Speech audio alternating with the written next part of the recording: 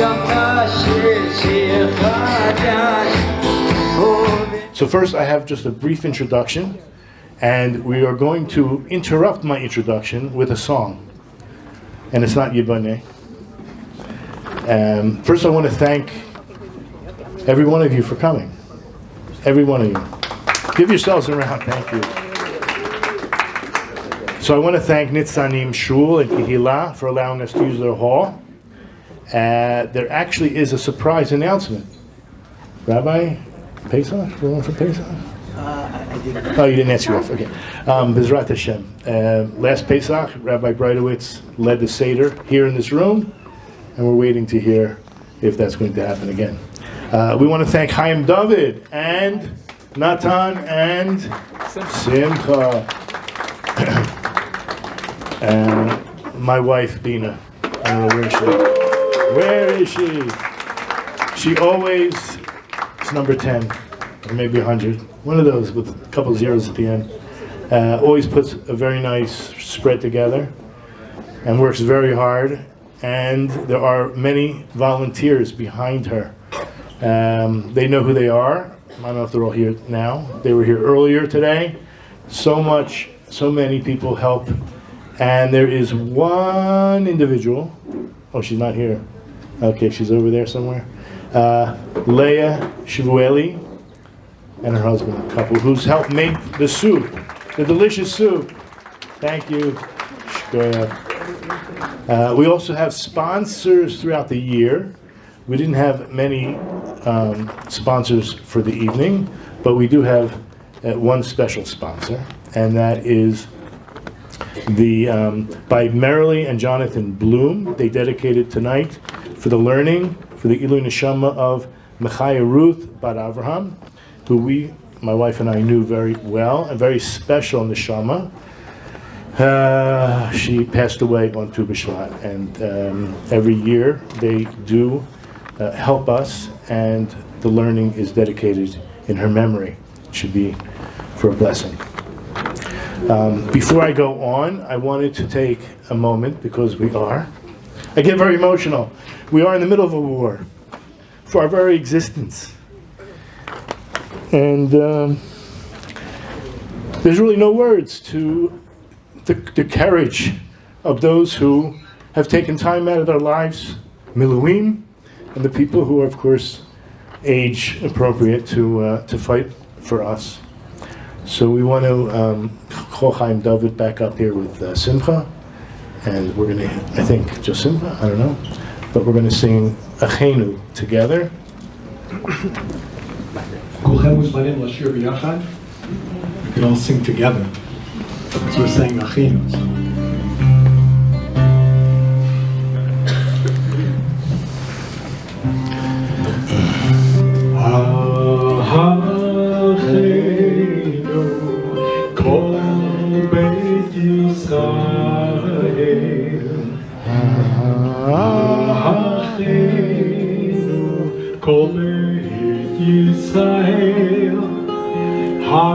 הנתונים בצרה ובשביה העומדים בין הים לבין היבשה. עוד פעם ביחד.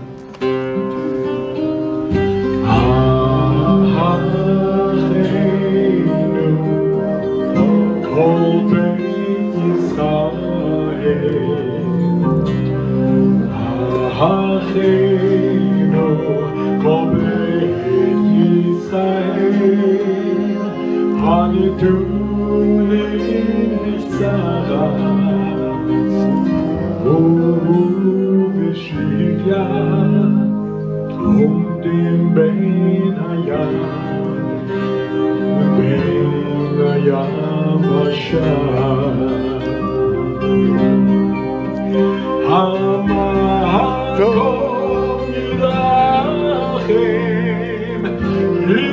ירחם עליהם ויוציאם מצרה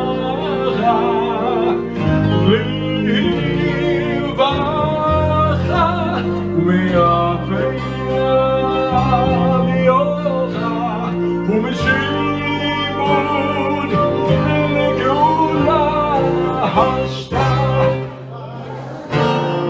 ובזמן קריב יחד המקום, המקום ילחם, ילחם עליהם יוציאם מסרה, ויבחה ומאפרה ויוחה ומשיבון לגאולה השם הגלה, ובזמן קריב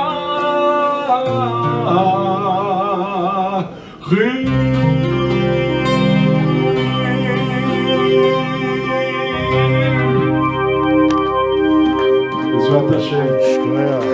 Simple. Shkoyach. Thank you. Shkoyach. So I'm assuming that many of you do know what Yiboneh does, but for those who don't, for those who do, this will be a review. For those who know my wife's story a little bit, she had this vision. She really wants to build a house for Hashem. As we know, King David in Psalms speaks about a lot. So there's three pillars of Judaism: Torah, Avodah, and Gemilich Chasadim. And in terms of the word Yiboneh, whether it's building the Beis HaMikdash, which we all want and desire, there are other concepts of building a house for Hashem, such as the Jewish home. But since we spoke about these three things, Torah, as you know, Yiboneh has Torah classes every day, sometimes on Shabbos as well. So if you want to know more about the different Torah classes, you look up on the website, and I encourage everyone to get on our mailing list. Okay, the second thing, it's not in order, but I'm going to talk about Avodah in a second. Gomel, Gemilas Chasadim, so Olam Chesed Yiboneh, that is doing lots of chesed, and what we do, and what we have done, and we will continue to do, B'ezrat Hashem, is to recruit and direct volunteers to various different projects and organizations, such as the soup kitchens, and packing food for the needy and for survivors of terror. In the last 3 months, we've collected and distributed tens of thousands of shekels to displaced families from the north and the south. Tens of thousands of shekels we've donated, and through you. You're Yiboneh. You guys are Yiboneh. To organizations who are making tzitzis for the Chayalim, and we've distributed 50 sets of tefillin. And we're talking Mahadran Gasos, we're talking a lot of money here, to the IDF, and we do it through the Rabbanut of the IDF. Okay, regarding Avodah, so I don't want to take anything away from the rabbi. One of the main ideas of Tu B'Shvat is the beginning, like even before the beginning, pre-beginning of the fruits. So when as the rabbi will say, the roots themselves becoming saturated or beginning to take the first half of the winter rains and only then bringing it up, that will eventually become fruit. So this idea of what Yiboneh would like to do in terms of Avodah, obviously we're doing something right now because this involves prayer. Avodah is basically on a certain level equivalent to prayer. It's really, in a certain sense, our aspirations to germinate ideas that will eventually become fruitful. So one of the goals of Yiboneh, on our original, what do you call it, the protocol, is to build a Beit Knesset. So that's a little bit of a big, we have so many shuls here. We didn't need another one. So the truth is, we need another minyan. And I've gone around to many of the Rabbanim in this neighborhood, and I requested to open a beginner's minyan. What's a beginner's minyan? A slow minyan. And nobody's interested. Why? Okay, people have to go to work, I get it. But for some reason, so we're going to set a lower goal. We've already started a minyan Motzi Shabbos in my house, but in my courtyard. We daven Mariv 10 minutes after everyone else is, I'm not finished, but after everyone else starts. It's called Tosefet Shabbos. So it's the Tosefet Shabbos minyan in the neighborhood, if anybody's interested. It's always 10 minutes after Shabbos is technically over. But our goal this year, we're gonna get a Sefer Torah. I think that if we can get a Sefer Torah, we'll make one, we'll write one, we'll have it written. That's the first step in starting a real shul. Okay, so let's hear it. Everybody's pledging now. No, I'm kidding. Reach deep down into your pockets. No. So the star of the evening is Rabbi Breitowitz. I mentioned we're thanking him for being here, but now I just want to introduce him on a more personal level. He probably doesn't need any introduction, but for those who are not familiar, I'm going to read these big words. He's the Rabbi Emeritus of the Woodside Synagogue, named Ahavas Torah in Silver Springs, Maryland. He's presently the Rav of Kehilas Or Sameach. He has received his Jewish doctorate from Harvard Law School, and he graduated magna cum laude. And he speaks and teaches in many yeshivot and seminaries in Jerusalem. And this is the plug. He's our star lecturer in Yiboneh. And just, you should know, we have a YouTube channel, and it's unbelievable. We have more views than our Sameach. But anyway, we're getting, just the rabbi alone, 50,000 views a month. Just the rabbi alone. We've over 13,000 subscribers and over 2.2 million views. For a little, mom-pop YouTube channel, not so bad. And we're not monetized, right? We rely on everyone's donations. Without any further ado. No, I'm fine, yeah. Okay, hi everybody, shalom, and it's wonderful to see, Baruch Hashem, so many people coming out to a Tu B'Shvat Seder. And I'm going to really divide my talk into two parts. I will talk about the food when we get to the food. So right now I want to talk about some general ideas of Tu B'Shvat, and then later we'll connect it to the actual things we'll be eating and the meaning of it. The notion of Tu B'Shvat as Rosh Hashanah le'ilanot, it is the new year for trees, first appears in the Mishnah. The Mishnah of Maseches Rosh Hashanah actually says there are 4 days of the Jewish calendar that are called Rosh Hashanah, not just Rosh Hashanah. The first of Nisan is called a Rosh Hashanah, and the first of Elul is called a Rosh Hashanah, and the first of Tishrei is, of course, called a Rosh Hashanah. And again, each one of them has a distinct use. We're not going to spend time on that.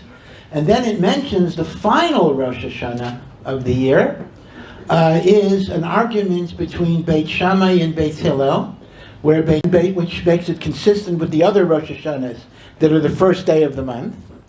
But Beit Hillel, for reasons we'll discuss, says 15th of Shvat, and as is normally the case in halacha, when there's an argument between Beit Shammai and Beit Hillel usually wins, and therefore the 15th of Shvat is said to be the Rosh Hashanah of Ilanot. Now, the big question is, what does it mean? What is the significance of the new year of trees? So, surprisingly and maybe somewhat disappointingly, the Talmud itself gives very, very technical explanations about the significance of Rosh Hashanah Le'ilanot and does not directly address spiritual dimensions. For example, the Gemara talks about Orla, that you're not allowed to eat the fruits of a tree for the first 3 years after the tree is planted, but a year ends on the 15th of Shvat for trees rather than Tishrei, so therefore the Orla period might be extended. So it's a technical issue, and also in terms of Truma and Maser, which may depend on what year something belongs to. So a fruit belongs to the old year if it buds even after Tishrei, but before Tu B'Shvat. So essentially, when you walk away from the Gemara, you don't necessarily see any deeper spiritual meaning behind the 15th of Shvat. There are halachos, there are certain halachos that apply to the 15th of Shvat.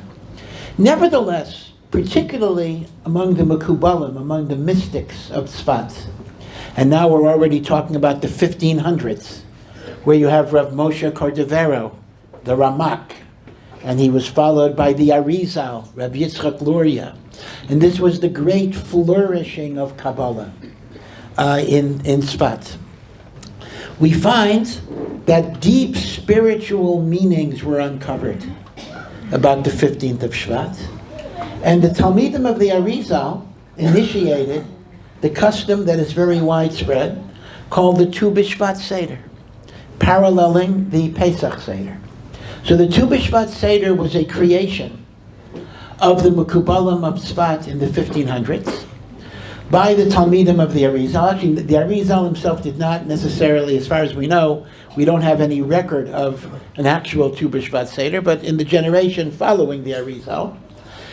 And it became widely observed among Sfardim, somewhat observed among Hasidim, among Ashkenazim, who were not Hasidim, almost totally not observed, meaning it was not a common practice. You know, if you have grandparents who came from Poland or Russia, they did not necessarily talk about a Tu B'Shvat Seder. What's interesting is that Tu B'Shvat Seder has become more and more popular among all Chugim, particularly in the land of Israel, in recent years. Some have given it an environmental twist. It's kind of the Jewish Arbor Day or the Jewish Earth Day. And although that may come from a less orthodox source, there is actually legitimacy in that, as I'll talk about. Others still connected to its mystical roots, and still others try to integrate the mystical spiritual meanings with the celebration of the environment. Let me just mention a few basic nikudots that one should think about, because above all, you have to understand the one thing about Kabbalah, and none of us are, well, I'll speak for myself, I'm not an expert in Kabbalah, and I assume most of us are not necessarily experts in it, but one of the most important issues in all Kabbalistic ritual is, to use a modern term, the concept of mindfulness. Thinking about what we're doing, not going through things in automatic pilot.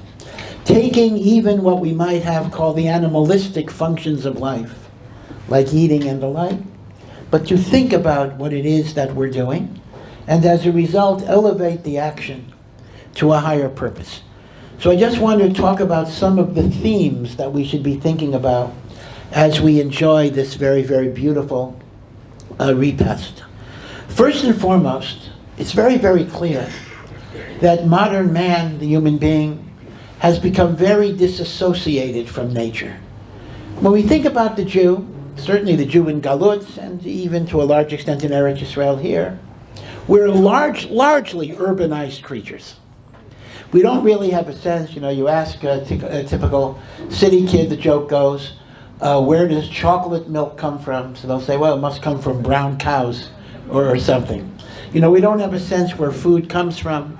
We don't have a sense of the rhythms of nature, the rising of the sun, the stars, the constellations. In fact, even to this day, when people learn Gemara that talks about constellations, most of us have no idea what on earth it's even talking about. The Big Dipper, the Little Dipper, the signs of the zodiac. We're very disassociated from the natural rhythms of life. But an authentically Jewish consciousness is very, very sensitive. I'll give you a simple example. You know, according to halacha, the optimal time for davening shachrit, davening the Shemona Esrei of shachrit, is when the sun rises. That's called davening vasikin. So we start davening a little before sunrise, and we hit Shemona Esrei vasikin. Now, I remember once it was my father's yard site, and I had to go to a vasikin minyan, and I think they were measuring what time. It was in a windowless basement, which had no view of the sun whatsoever. And they were timing nates, they were timing sunrise by an atomic clock. And I had begun the Amida, I think, 2 seconds after sunrise, based on that clock. And they told me I could never daven for the Amud again because I was not following the proper pace. Now keep in mind that although halachically they're following Vatikim, I think they're kind of missing the point. The notion of Vatikim was to inspire me at the rising of the sun and the beginning of a day. It's as if the whole universe is singing a song of praise to God, and I want to join my song to the universe. The issue was not atomic clocks, 1 second before, 1 second after. First of all, the sages didn't have those clocks. The sages were directly connected to the natural experience of life. When the sun rises, when the sun sets. Shabbos was over not 42 minutes or 72 minutes or 90 minutes, whatever shita you have. Shabbos was over when you looked at the sky and you saw 3 stars in the sky.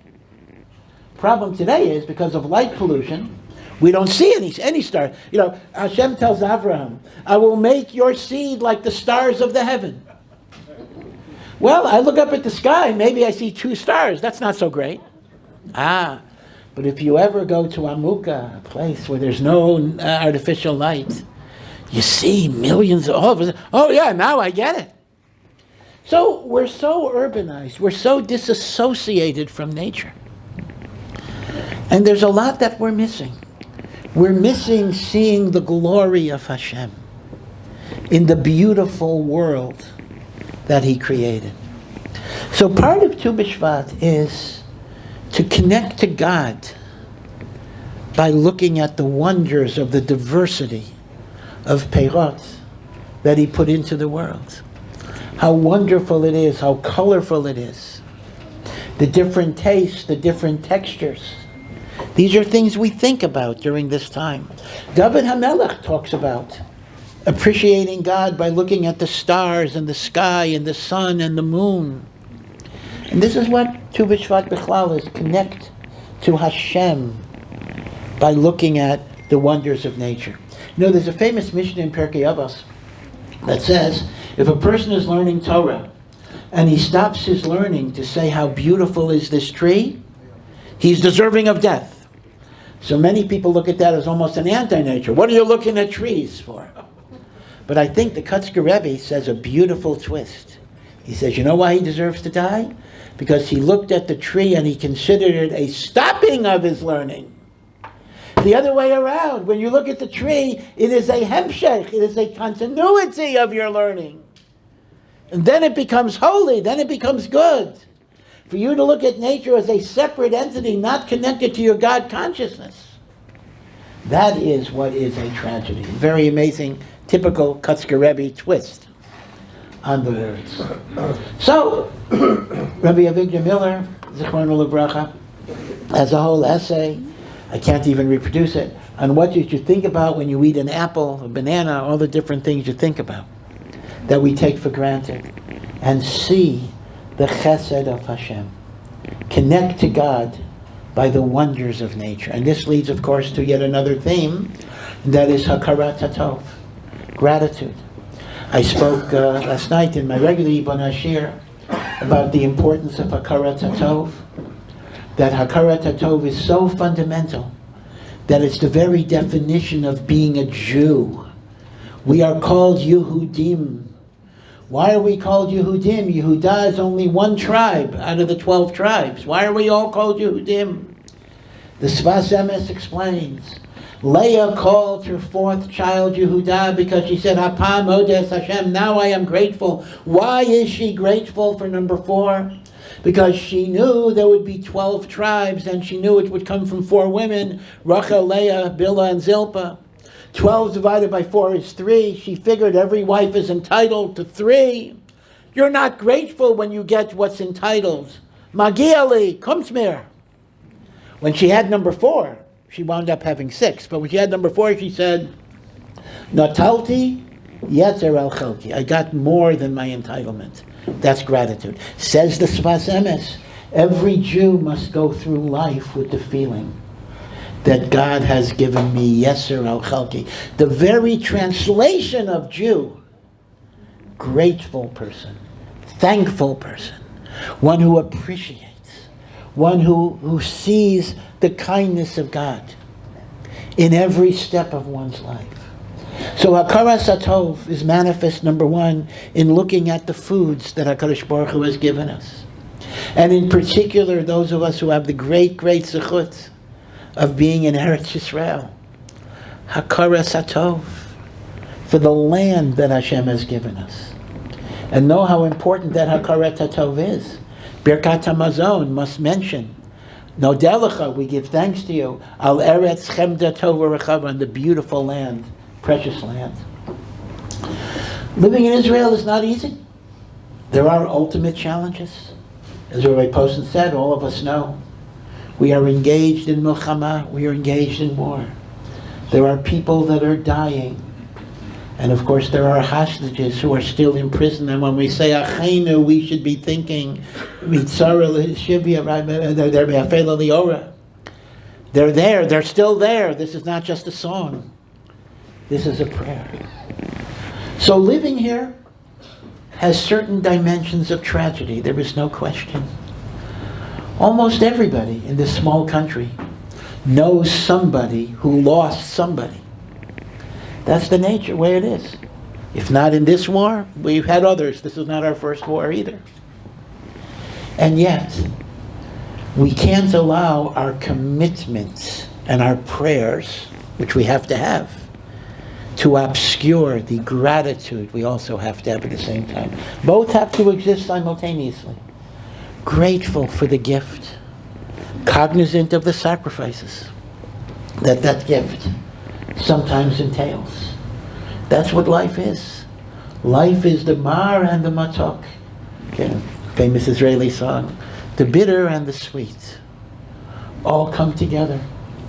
And in many ways, maybe we don't fully appreciate the sweet unless we also go through some of that bitterness that makes the sweet even sweeter.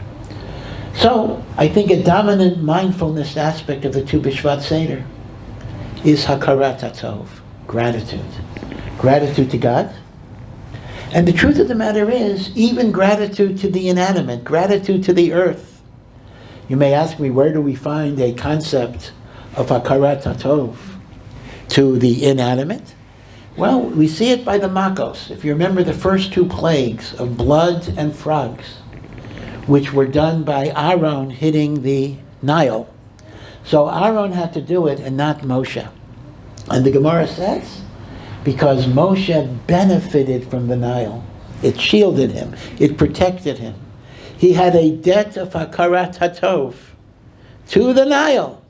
Therefore, he could not be the instrument of afflicting the Nile. Hakarat HaTov to the water. We find similarly on Shabbat, when we make Kiddush, we cover up the bread. Because normally you begin a meal with bread, but Shabbat you begin with wine. The bread is going to be embarrassed, whatever that means exactly. We owe the bread a debt of gratitude because bread is the staff of life. So we cover up the bread so it won't be there when we glorify the wine. But what does that all show? Hakarat HaTov, even to the inanimate. And therefore, there's Hakarat HaTov to the earth, Hakarat HaTov for yielding the richness that we see in life. Hakarat HaTov. Right, so that's our second aspect of thinking of gratitude.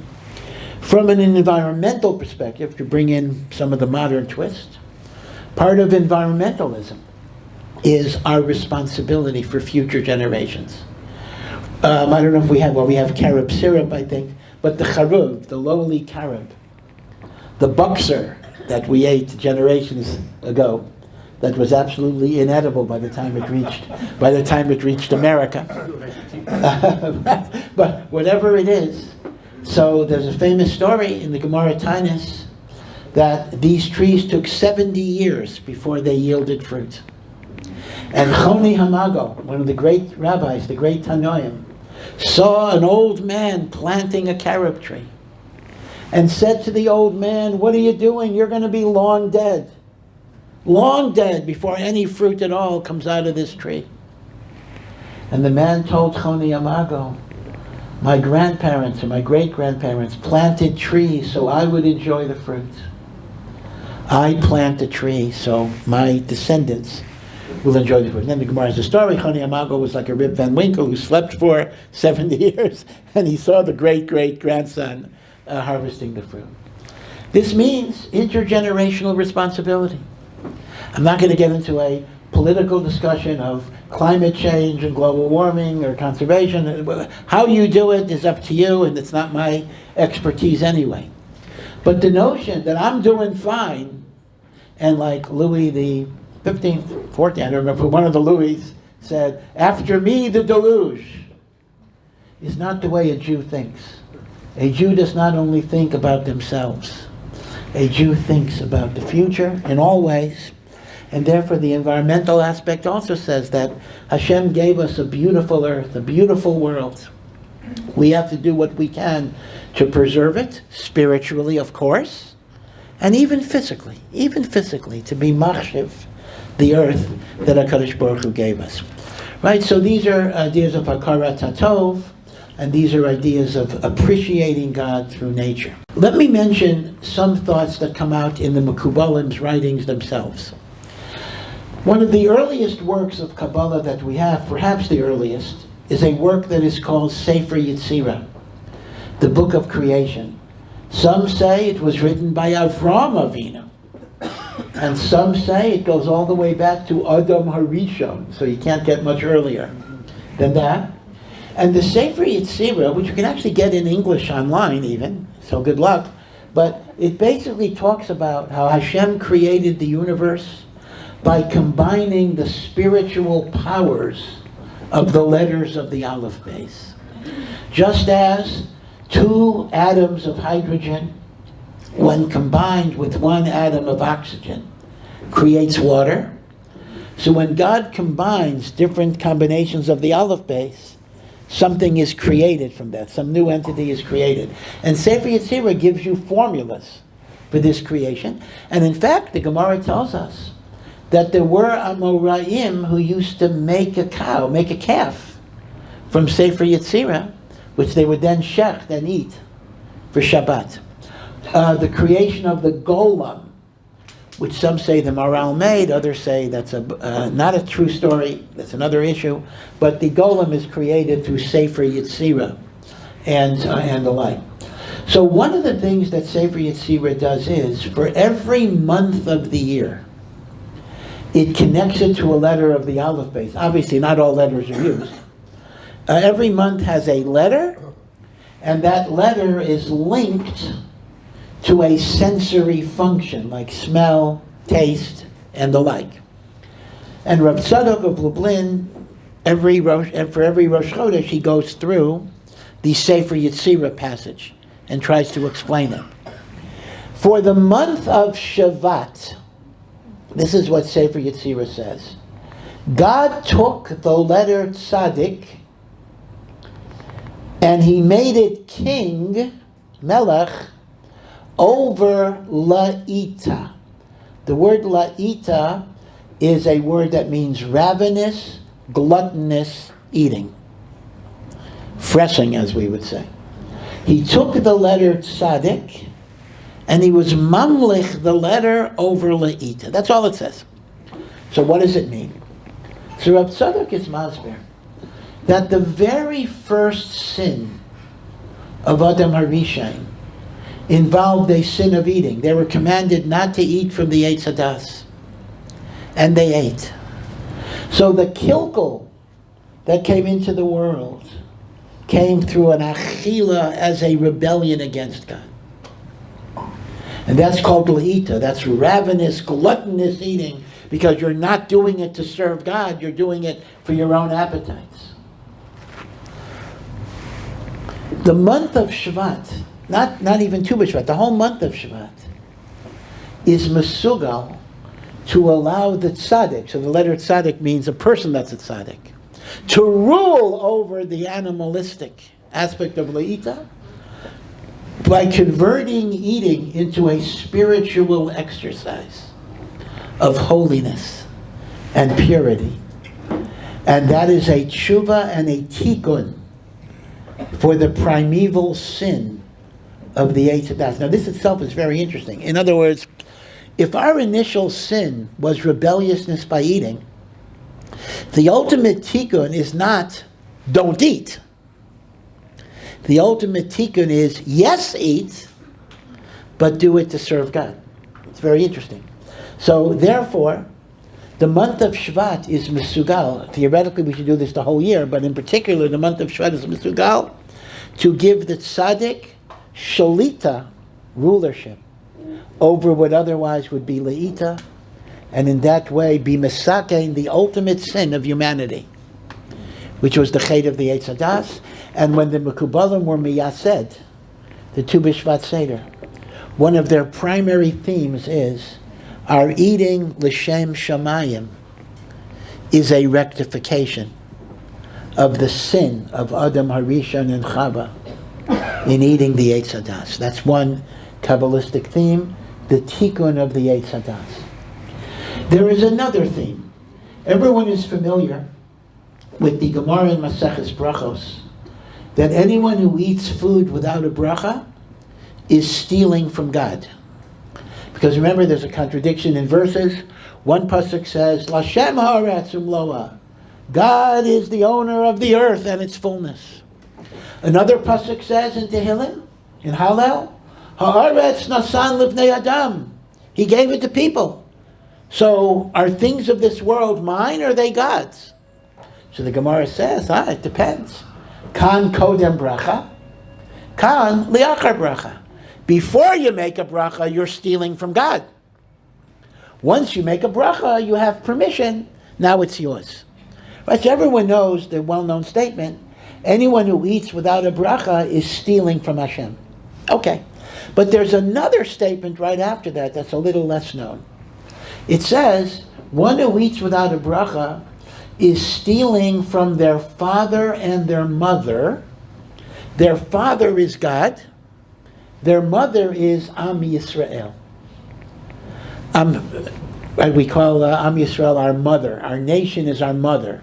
It's interesting, different cultures refer to the national unit differently. Germany talks about the fatherland. Russia talks about the motherland. Well, although the Russian are not great tzaddikim, but at least in Judaism we also refer to Am Yisrael as the aim. Hashem is the Av. So the Gemara says when you're stealing, you're not only stealing from God, but you're stealing from your nation. Now how is that so? I understand stealing from God because God owns everything until He gives me permission. But how am I stealing from my nation?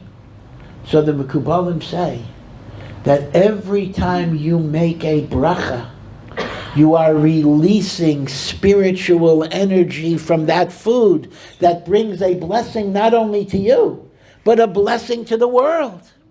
So when you eat without a bracha, and that spiritual energy is not released, you are depriving Klal Yisrael of a little bit of bracha that you could have brought into the world. So the Mekubalim point out that it's especially important.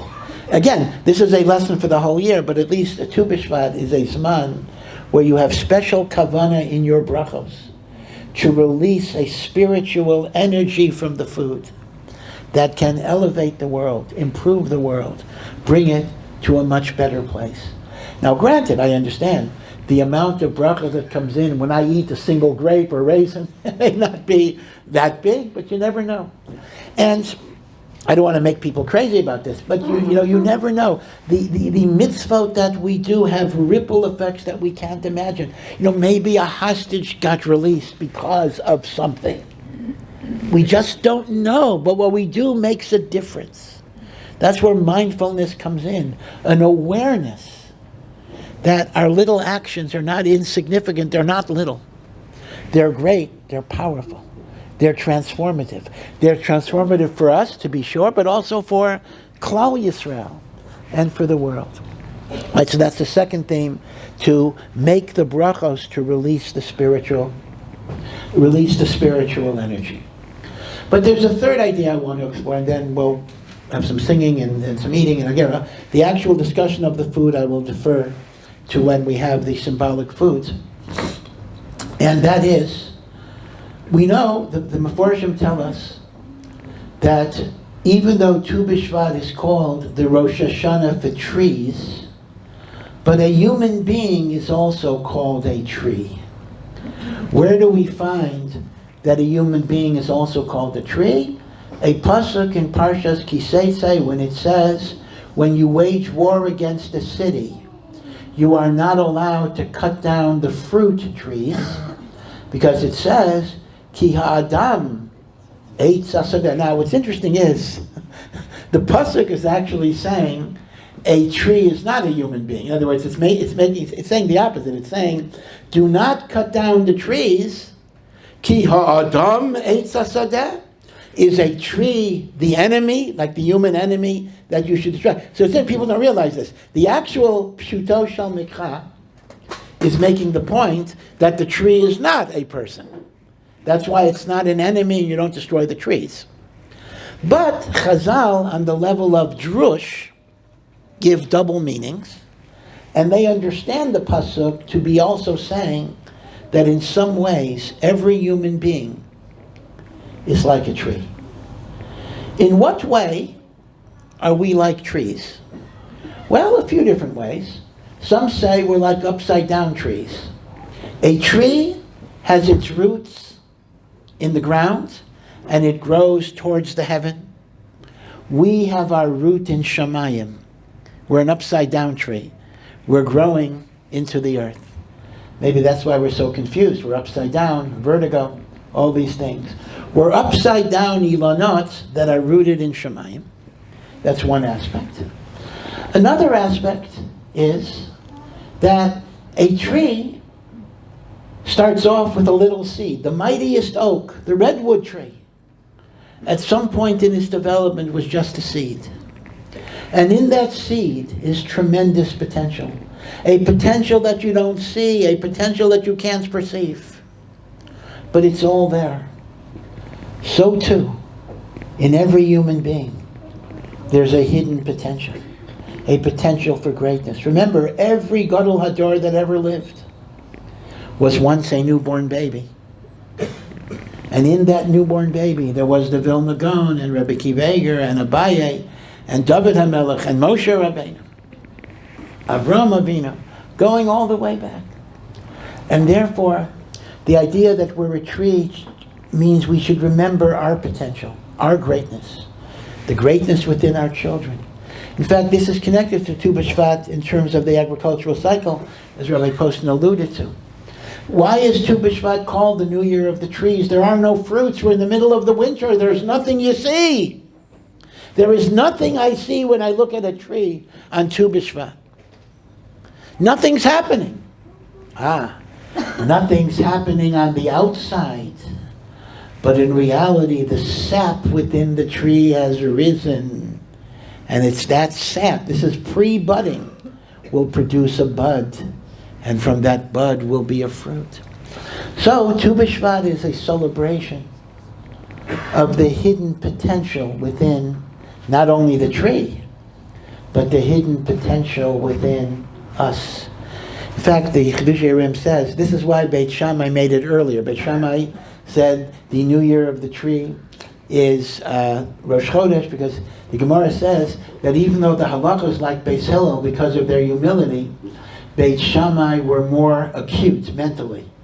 So they could see the potential even at an earlier stage than Beis Hillel, right? The 2-week difference comes from Beit Shammai being more acute in that way. And again, there are many other analogies as well. Just as a tree has roots, we have to be rooted in Torah and mitzvahs. Just as a tree produces fruit, we have to engage in the good deeds that are our fruit. Just as a tree produces shade, which benefits other people, we have to, spread our shade over others. There are all sorts of metaphors. So if it's true that a human being is compared to a tree, then when Tu B'Shvat is the Rosh Hashanah for trees, it also means it's a Rosh Hashanah for a human person. In what way is that so? Why is it a Rosh Hashanah for humans? I thought Rosh Hashanah for humans was Rosh Hashanah. So here's what the Chiddushei Rim says. There's a passage in the Talmud Yerushalmi that says the following. Any tree that budded before Tu B'Shvat got its nourishment from last year's rain. Any tree that budded after Tu B'Shvat got its nourishment from this year's rain, because you had enough of the rainy season. The Chidushei HaRim says, the word Geshem, rain, does not only refer to physical rain, but all of the brachos Hashem gives you, parnasa, learning, hatzlacha, fertility, shidduchim. And Hashem decrees that on Rosh Hashanah, finalized on Yom Kippur. But this is an interesting chiddush. Until Tu B'Shvat, you're living on last year's Geshem. This is quite amazing. Meaning to say, even though this year is 5784, until tonight, you were living off the Geshem of 5783.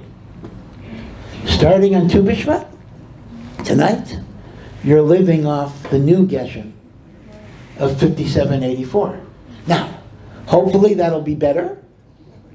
It might be worse. But his Chidushei HaRim says a sensitive person will feel the difference between their life, Tu B'Shvat, and their life before Tu B'Shvat, because it's a different Geshem.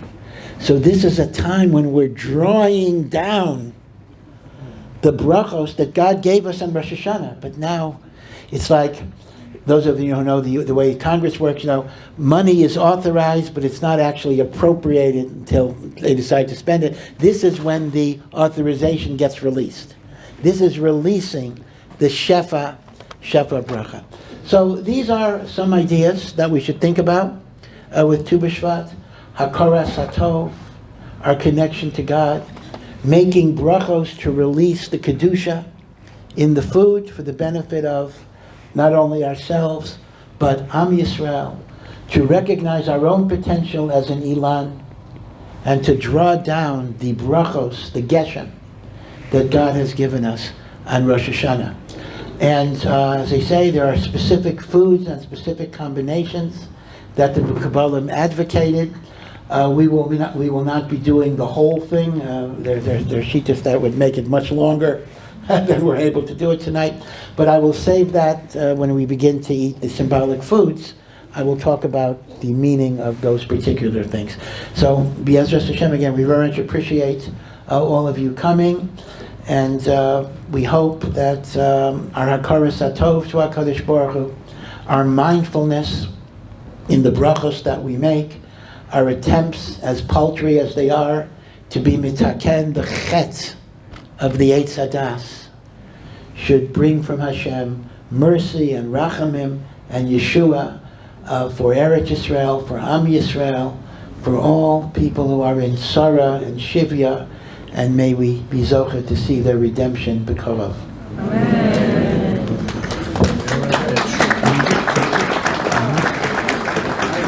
Una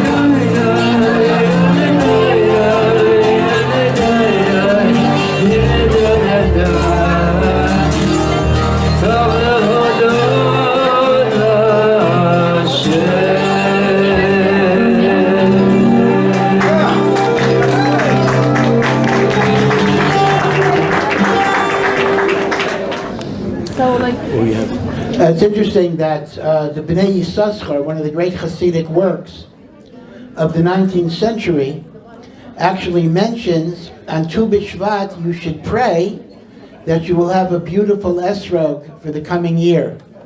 So there is indeed a big connection with esrog and Tu B'Shvat.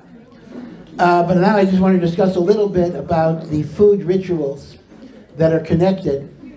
One of the first innovations that the Mekubalim put into the Tu B'Shvat Seder is that we drink 4 cups of wine, just as we drink 4 cups of wine at the Pesach Seder.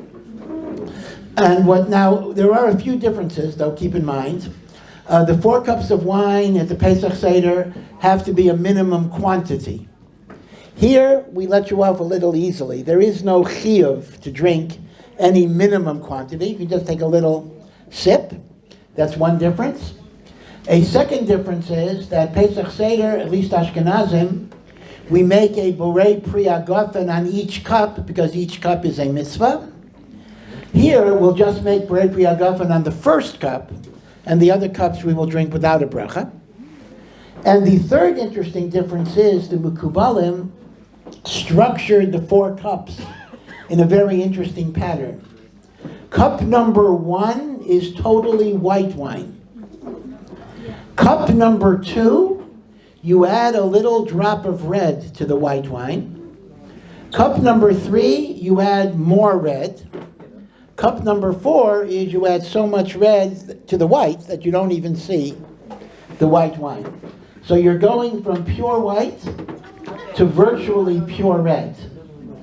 What is the significance of this? So, as you might expect, there are Cabalistic significance, and then there is more modern alternative interpretations. The modern interpretation often links it to the changes of the season. White represents the winter, a time where things are in potential, but they're not yet into fruition. And then from the winter you move into the spring where you begin to see the redness, you begin to see the fertility, you begin to see the fruits. And then more red takes you into the summer fruits. And then finally the fall, which is the crescendo of everything reaching its final stage. And therefore we go through the agricultural cycle of pure white, which is potential. Tu B'Shvat is potential, as I said before, culminating in the actualization of the redness of the produce, the fruit, the leaves, everything else. That is one interpretation, which again I think is a very nice interpretation. The Mekubalim, however, expressed it in a different way. They looked at white as the midah of rachamim, the midah of compassion, the midah of chesed. And they look at red as the midah tzadin. Now, in Kabbalah, we say that God's divine influence goes through 4 different worlds. That there is the highest world of pure spirituality that is called Atzilus, the world of emanation. And then it gets a little bit more concretized and physicalized or reified, and that's the world of creation, the world of Bria. And then the angels, for example, are from the world of Bria. Then it goes into the world of Yetzirah, the world of formation. And finally, it hits the physical world. We have the world of Asiya. This is often abbreviated Avya. Atzilus, Bria, Yetzirah, Asiya. Now, starting from the bottom world, our world, Asiya, God's presence is largely obscured. So it's mainly red. We see Midat Hadin. We see judgment. We see severity. We see punishment. But ultimately, at the highest level, everything starts off as pure compassion. Compassion is what Hashem gives to the world, but it gets obscured, it gets masked, it gets covered up. And therefore what we're doing is, the first cup is drawing on the pure compassion from the world of Atzilut, which is then brought down in various combinations of red. You know, it's very interesting that this is the meaning of Shema. We say, Shema Yisrael, Hashem Elokeinu Hashem Echad. Hashem is Yud Kei Vav Kei, which is the name of mercy. Elokeinu is Elokim, which is the attribute of judgment and punishment. Hashem Elokeinu. From my perspective, I sometimes see Rachamim, and I sometimes see Din.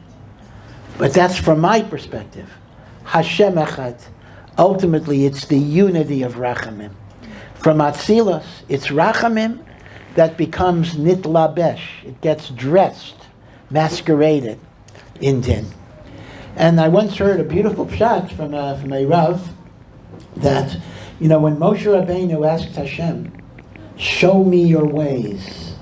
So the Gemara explains, he was asking Hashem, why is there suffering in the world? Why do tzaddikim suffer? So Hashem says, I'm going to put you in the cleft of the rock. I'm going to put my hand over you. Very difficult passage. And when I pass by, you will see me from the back. You will not see me from the front. And the Gemara in Brachos says, Moshe Rabbeinu saw the knot of Hashem's head tefillin. God was wearing tefillin.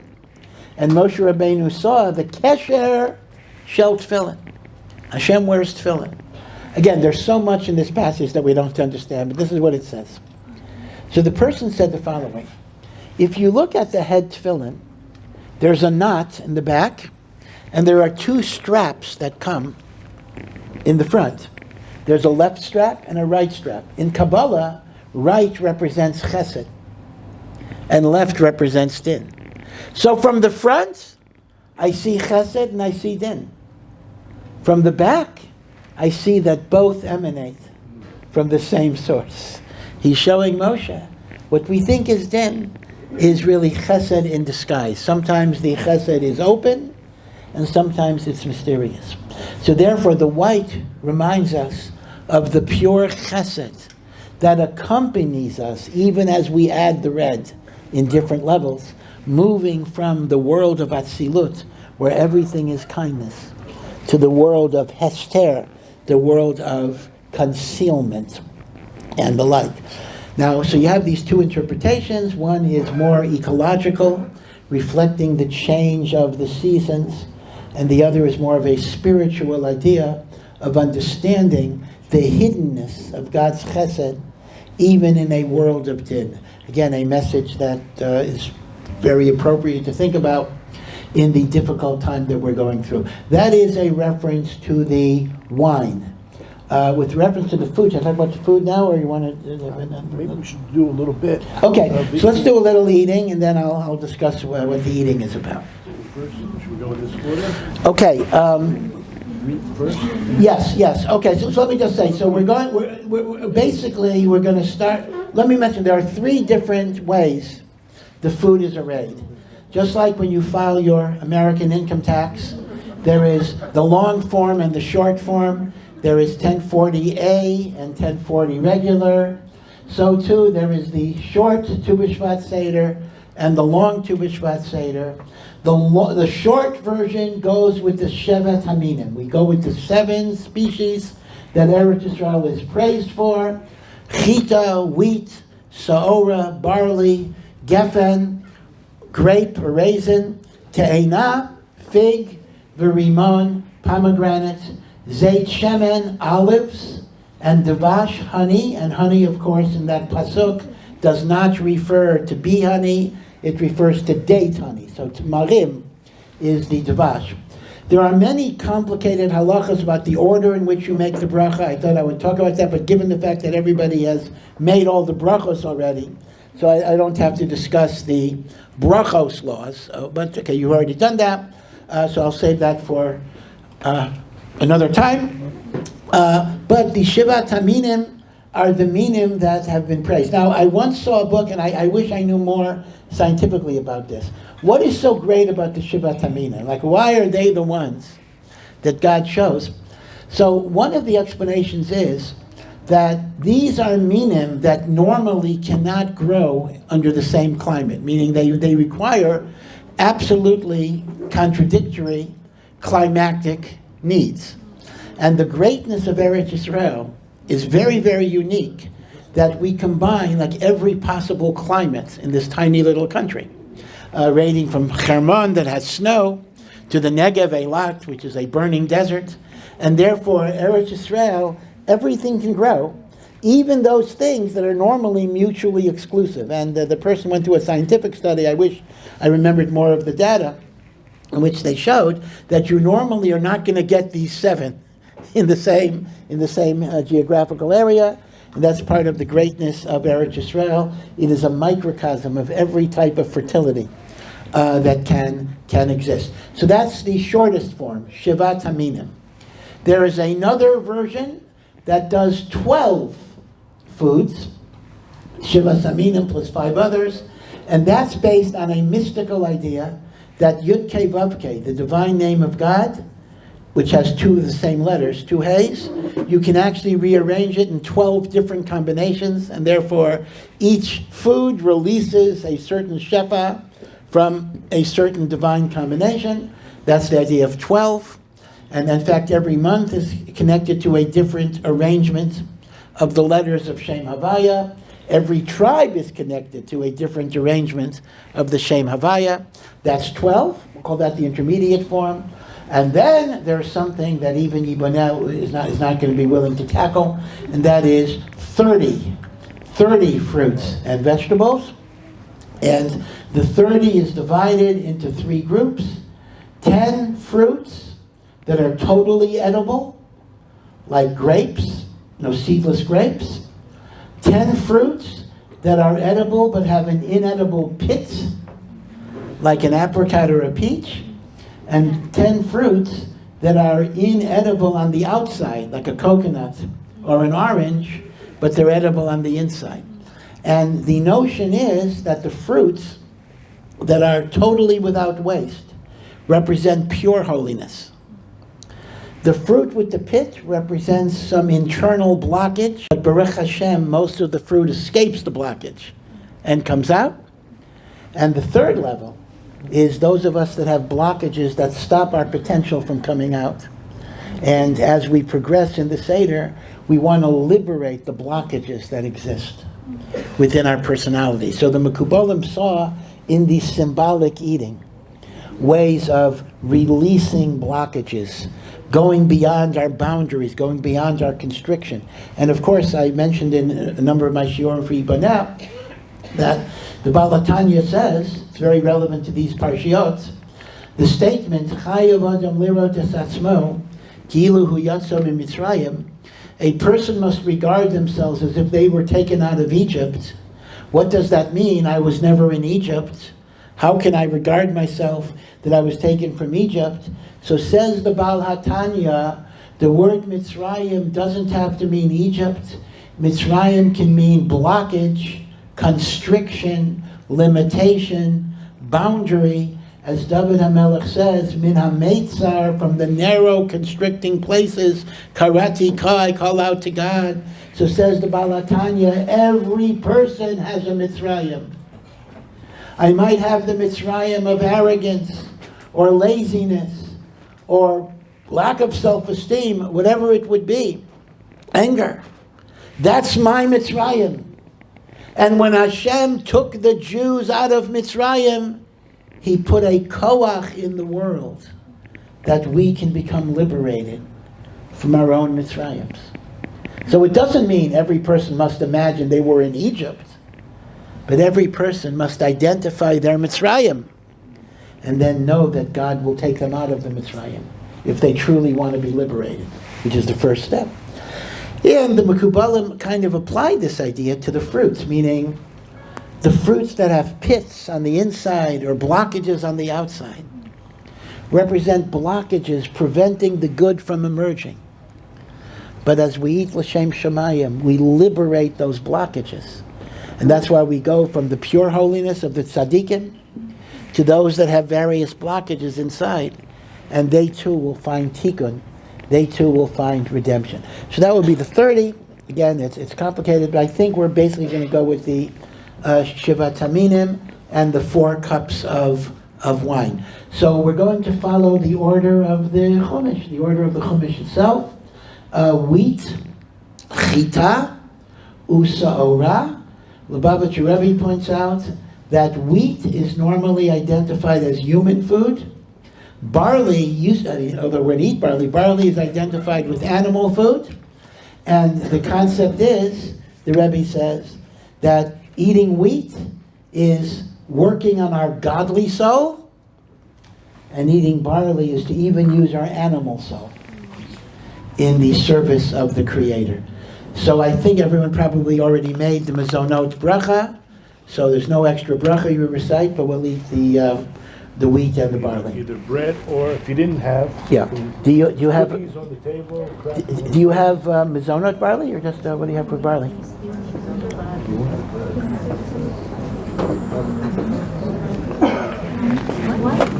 Rabbi, I have a question. Yeah. So why the body is for the animal? So why we need the body? Why we eat body today? Yeah, we need the body. Rabbi, are you making it or we wait for you? Didn't hear you. What? We wait for you? No. Go ahead. Everyone sees. You don't have to wait for me. Just eat. Yeah, because the body is the vehicle by which the soul can do its work. Yeah. What do you have for barley? Oh, we had the barley soup. Oh, the soup. Okay. Okay, everybody. Hi. Now let me just explain something. Oh. Yeah, we're going to continue with the symbolic food. We'll drink wine after a certain sequence. Now, the first fruit that we'll be eating, because the wheat and the barley are mezonot, but the first borei pri ha'etz we are eating. Now, if you've already made a borei pri ha'etz, you don't have to make a bracha, but if you did not make borei pri ha'etz, so we normally make the bracha on a shivat haminim fruit rather than another fruit. But the bracha we make is the order of the psukim. Now, and the next one is going to be olive. Now, you may ask me an immediate question. Wait a second here. The pasuk says, chita saora, wheat, barley, we had that. Geffen, vine, grape. Te'ena. So geffen is 3. Fig is 4. Pomegranate is 5. Zeit shemen, olive is 6. Davash, dates is 7. Why am I saying make a bracha on 6? We ought to make a bracha on 3. The answer is, Chazal teach us that in determining priority, we look at how close it is to the word eretz, and the word eretz appears twice. So, geffen is number 3 from the first eretz. Masha'ein kain, zeit shemen, which is number 6, is number 1 from the second eretz. And therefore, we will make the bracha on the olive with kavanah that we cover all of the fruits that we're going to eat. So, we're going to break pri ha'etz. Now, the specific meaning of olive is a very important food in the Torah. Olive, of course, is the source of the light of the menorah, which is the light of the Torah. And also, olive is produced by squeezing and grinding. And that teaches us an important idea that the Jewish people achieve their greatest potential through the struggles and the work that we go through. So we're going to make a borei pri ha'etz, if you haven't made the bracha yet, on the olive, and that will cover all the other fruits that we're going to eat. Baruch atah Adonai Eloheinu melech haolam, borei pri ha'etz.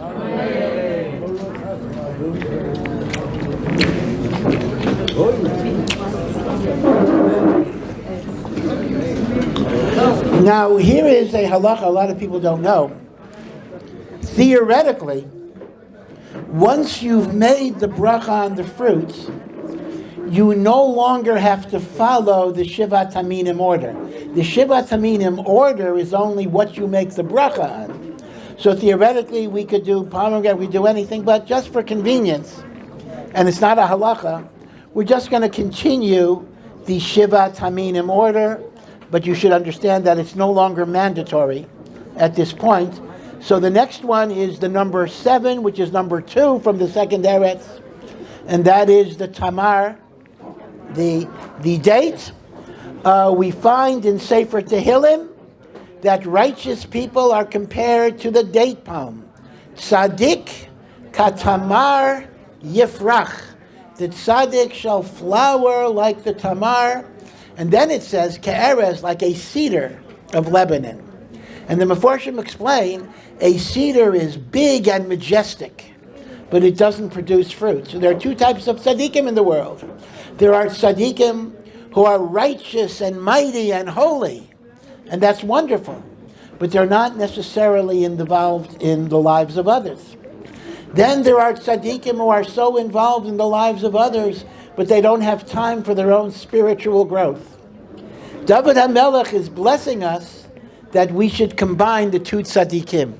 We should be like the tamar that creates fruit that helps others, and we should be like the cedar who also concentrates on our spiritual growth. That is the tamar. Once again, there is no extra bracha that you make. So you want to open up and check? What? Yeah. Yeah, you should check it. Open up the dates and just visually inspect it. Show and tell. Here you go. Okay, next thing is we now do number 3 from the first Eretz, and that's going to be grapes. Grapes are out of season in Israel. It's not like New York where everything is in season all the time. So actually that's why we're more attuned to nature here, because we do have seasons. So instead we're doing dried grapes, which are raisins.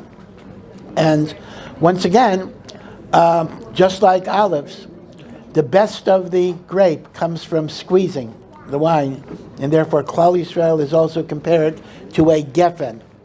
Once again, no bracha is recited. We already covered it with the bracha on the olives.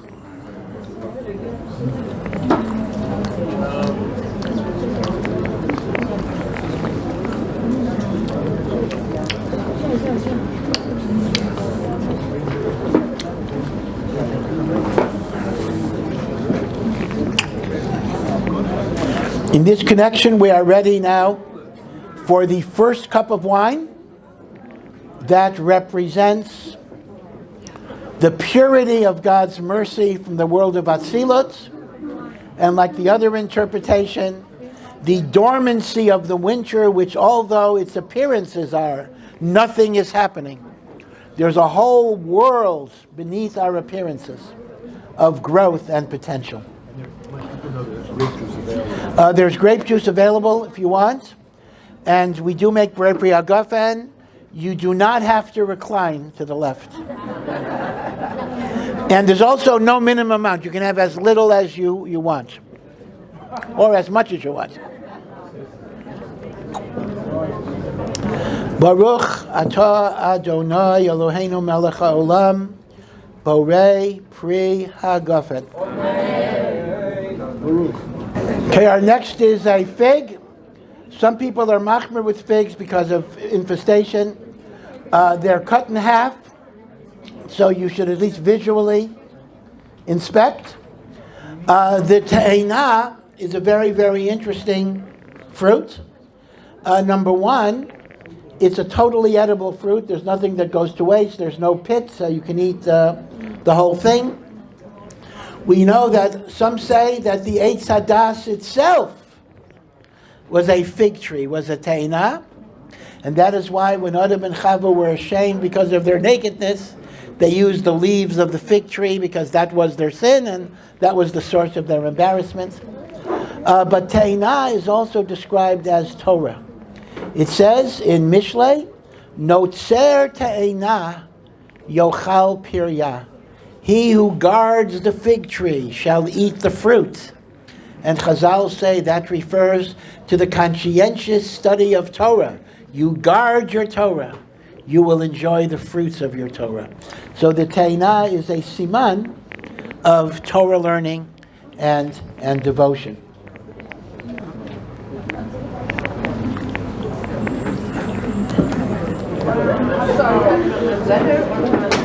Our last one is the rimon, the pomegranate, and you might remember this from Rosh Hashanah. The pomegranate, very, very interesting.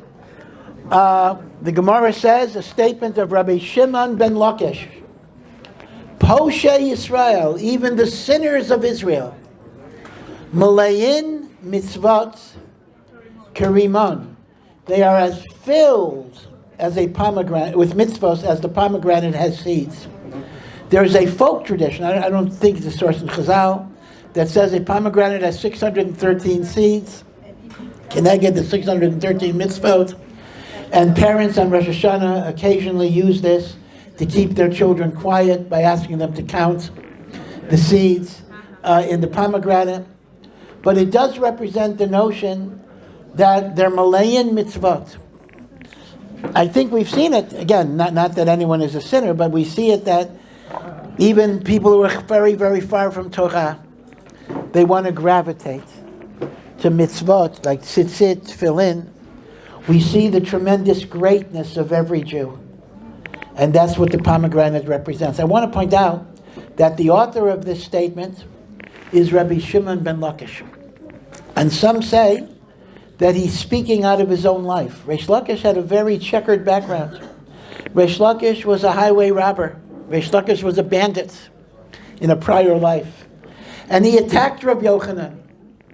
And Rav Yochanan convinced him that if he would study Torah, he would get to marry Rav Yochanan's sister. The sister wasn't consulted, but whatever it is. And Reish Lakish eventually became a great, great, great Torah scholar. He was Rav Yochanan's student, but also kind of his colleague and equal. So when he says, even the sinners of Israel have a tremendous hidden potential, he's actually speaking about himself. You see? Because he said, look at me, and look at what I was able to become. So you don't write people off. You don't write yourself off. Recognize, Malayan mitzvot kerimon, even the Poshei Yisrael. Now there's another aspect of Riman. If you remember, among the great rabbis of the Mishnah, there is one who became an apostate, one who became an apikoros. And this was the very unusual person, Elisha ben Avuya, who is called Acher, the other one. And Rabbi Meir was his devoted disciple. And even after Elisha ben Avuya became a heretic, Rabbi Meir used to ask him questions in Torah. The Gemara gives a story. Elisha ben Avuya was riding a horse on Yom Kippur that fell out on Shabbos and was eating a non-kosher sandwich. So it's like all the Averas. Non-kosher food, Yom Kippur, Shabbos, riding the animal, all these things. And Rav Meir is running after him, asking him halachic shaylas. And Elisha ben Avuya answered the shaylas. At some point, Elisha ben Avuya told Rabbi Meir, you're not allowed to go past this point because we've already walked the 2,000 amos. To me, it's always fascinating that Elisha ben Avuya didn't want Rav Meir to violate the Torah. That's fascinating. Today, people who are atheists are in the kiruv business. You know, they want to be makarev. They do outreach, atheist outreach. Actually, it's a big deal. It's called Street. I don't remember what it was, but it's the whole thing. There are websites, YouTube videos. Elisha ben Avuya did not want Reb Meir to follow his way. And he actually told him, go back. And Rabbi Meir broke down and said to his Rebbe, do tshuva, come back. And Elisha ben Avuya said, I heard a voice from heaven saying, return my wayward children except for Acher. I was told Hashem doesn't want me. Rav Soloveitchik used to say, it wasn't the heavenly voice that he heard. It was his inner voice. He was despondent. God would have welcomed him too. But his own voice said, I'm too late. It's too late for me. But the Gemara discusses in Chagiga, how could Rabbi Meir learn Torah from such a heretic? And Rabbi Meir's answer was, it's like a pomegranate. I get rid of the inedible rind, and I eat the edible seeds. Right? So the pomegranate also represents the idea that even when part of something has to be rejected, there's still a core that is good. So that's yet another message of the pomegranate. So again, we should eat it and have kavanah, that to see the goodness and the greatness of every single Jew, even the Poshei Yisrael, Malayin mitzvot kerimon.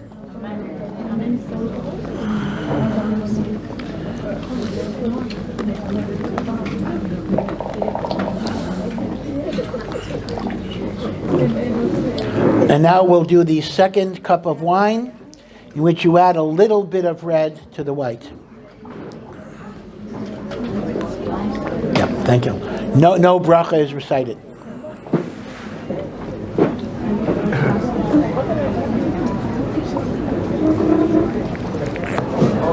Okay, we have completed the 7 species. I don't think we're going to get to 30, but at this point we eat other fruits and vegetables. Let me just remind you that things like pineapple, you have to make a bracha berei pri ha'adama and the like. The nuts are generally, tree nuts, so these are covered by the ha'etz. It's very interesting that the Gemara and the Medrash both talk about the Jewish people compared to nuts, because a nut has a shell, and just as a nut, even if it gets dirty and rolled in the mud, the core of it remains edible. So to a Jew, even if outside there's all sorts of persecution, there's a pure essence that remains untainted. So the nut itself is a remesh to Klal Yisrael.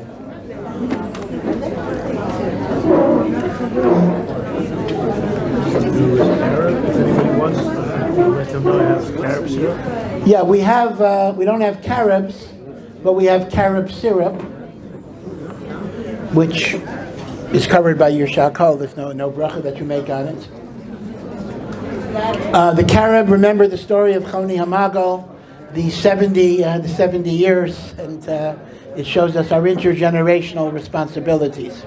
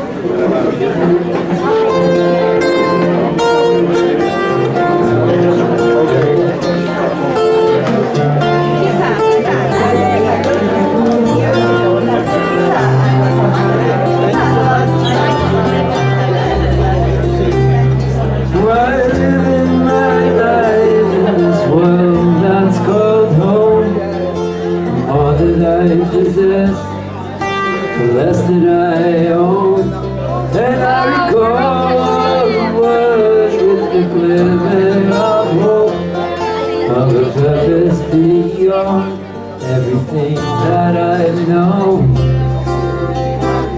while walking down life's path, singing out my song, I sing to myself, Aylaman Shema, Aylaman Shema,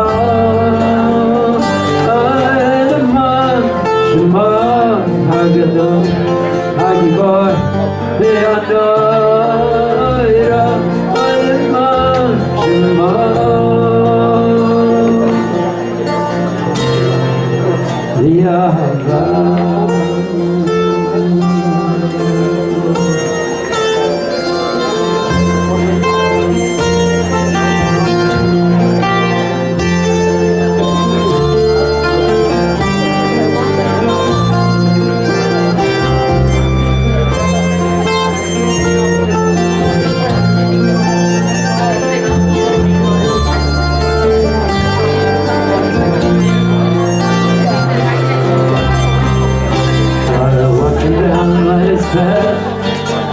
Singing out my song, I sing to myself, Aylaman Shema, Aylaman Shema, Aylaman Shema, Hagadol, Hagibor, Be'ador, Aylaman Shema.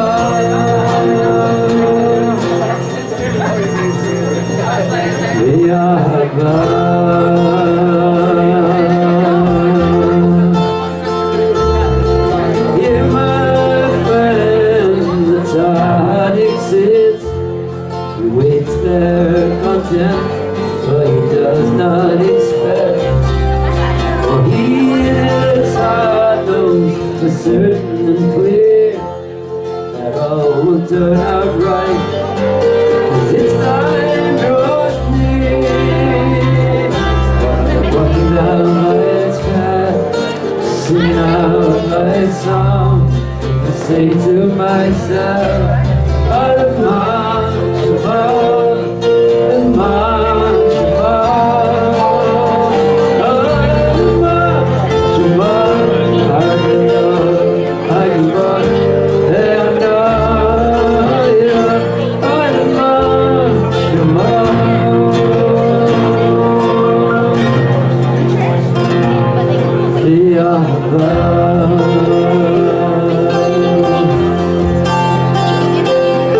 I'm standing at the mountain, awaiting the dawn, with a lamp on its oil, constantly burn. And there you know well, no despair to be found. The sure Mashiach is right there.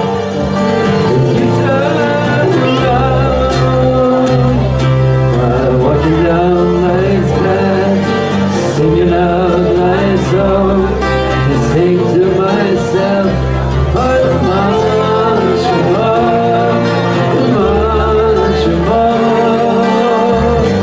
Aylaman Shema, Hagadol, Hagibor, Aylaman Shema.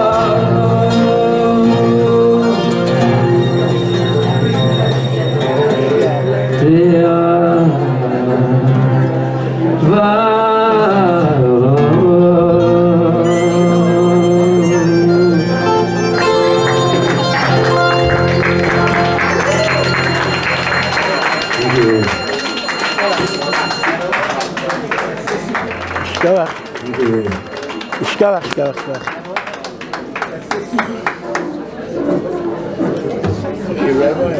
Yeah, let me just have the mic. Let me have the mic again.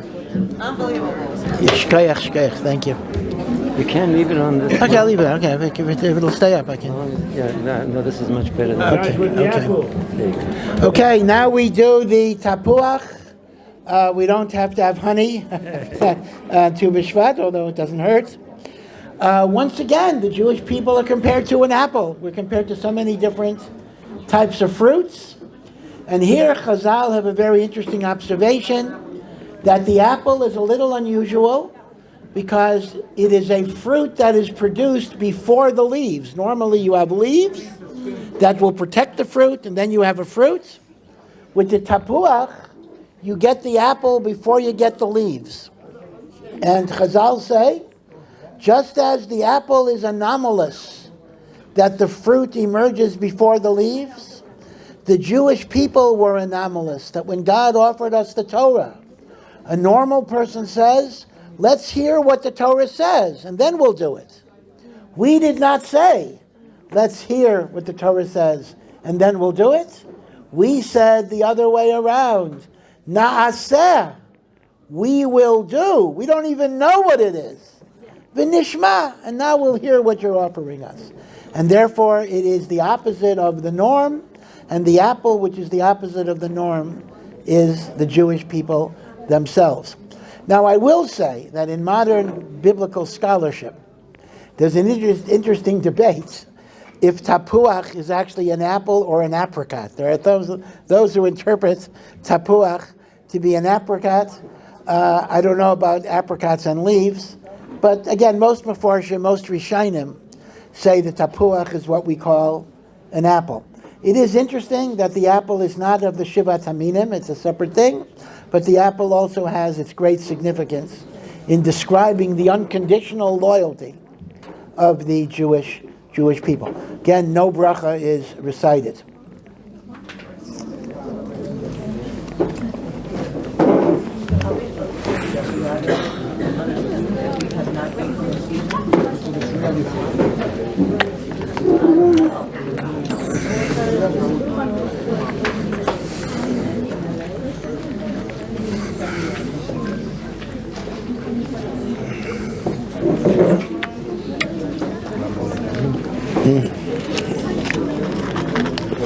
The coconut's not from Israel, right?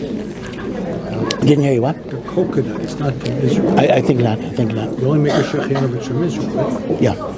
Well. No, you can make a shechiyanu whenever it's a seasonal fruit. You can make it on chuslaris fruit, shechiyanu. But this is like dried coconut, right? It's not. It's dry, so you wouldn't. It's dry, you don't make it. No, that's me.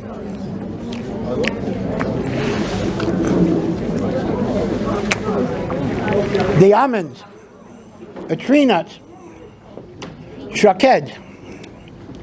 The word shaked in Hebrew is a verb that refers to acting quickly, acting with alacrity, acting very fast.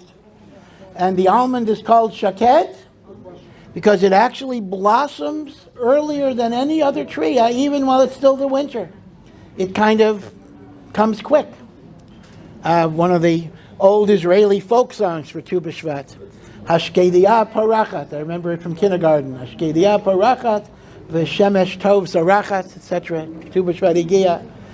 And a masmit, a person who is very devoted to Torah learning, is called shakdan, one who gets up early to study the Torah.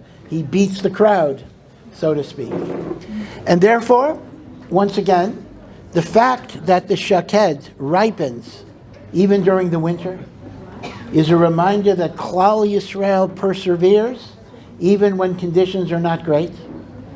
But we still keep the Torah, keep the mitzvot. And it also reminds us of the midah of zerizut, that when it's time to do something right, you don't wait. What do Chazal say?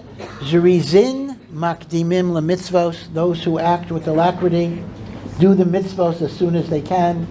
And that's an important remez. Don't push things off. Mitzvah haba liyadcha. When you have an opportunity for a mitzvah, al tachmitzena, don't let it become chametz. Do it as soon as you can. So the shaked reminds us of the need to act and do good as soon as you can. without bringing in a pessimistic note, we never know how long we will live in this world. We don't know. And as we know in our tragedies now, people are taken what we think is before their time. So you can't put off tomorrow what you're able to do today, because we don't always know about our tomorrows. We only know about this minute. And therefore we have to try to make every minute count in our lives. And that is what the Shaked represents.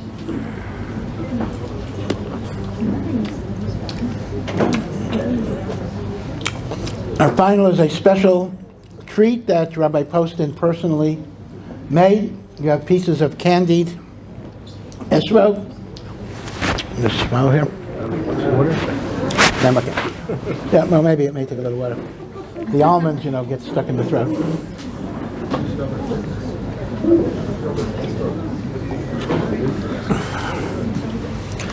Esrog, of course, we take on Sukkos, and I mentioned from the Bnei Yisachar that on Tu B'Shvat you pray for a beautiful esrog the coming year. Everyone knows the famous midrash that the 4 species of Sukkos represent 4 different types of Jews. The lulav that has fruit without a fragrance, that represents people with learning Torah without good deeds. And then the hadassim that have fragrance without fruit, represent good deeds without Torah. The arava, the willow, doesn't have taste, doesn't have fruit, that represents the Jew without anything. But the esrog represents the highest level of the Jew that has a beautiful fragrance, good deeds and chesed, and Torah inside. Now in truth, we're not always going to be able to be an esrog, but at least we should hope that there are going to be times in our lives where we can be esrog Jews. And if it's true, as the saying goes, you are what you eat. So maybe you eat the esrog, maybe you become an esrog in some ways, and that should be our prayer, and that should be our hope. Now we're going to have cup number 3, which is more red wine still added to the white. Added to the white. There's your answer. And this represents, as we are descending into the lower worlds, the pure mercy of Atzilut becomes covered up with redness, but it's still there. And this takes us to the next highest to our world, the world of Bria, the world of Yetzirah, the world of formation, which will then lead to the lower world. No bracha is recited.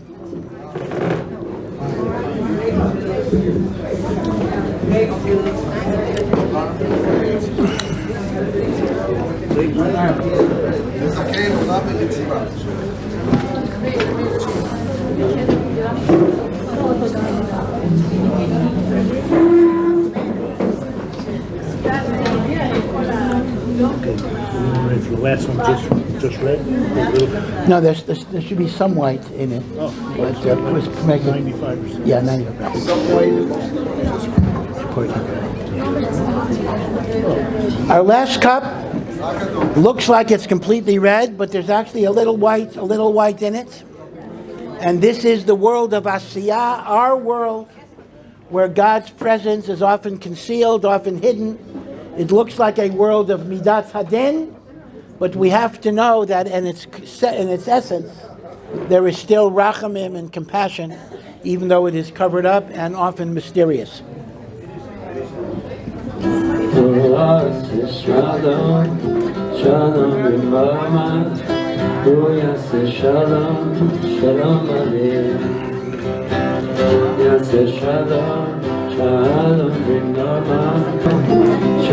b'mama, hu yaseh shalom, shalom aleichem.